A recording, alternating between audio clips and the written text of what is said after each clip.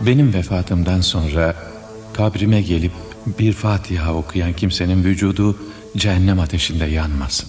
Vasiyet et ki vefatından sonra kabrini kolay bulunacak bir yere yapmasınlar. Virane bir yere defnetsinler. Kimse bilmesin.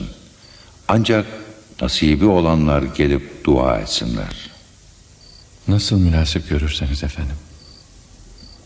Allahü Teala seni tasarruf sahibi kılsın.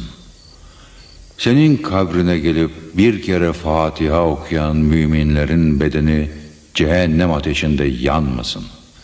Seni vesile ederek yapılan dualar makbul olsun. Senden kimse eli boş dönmesin.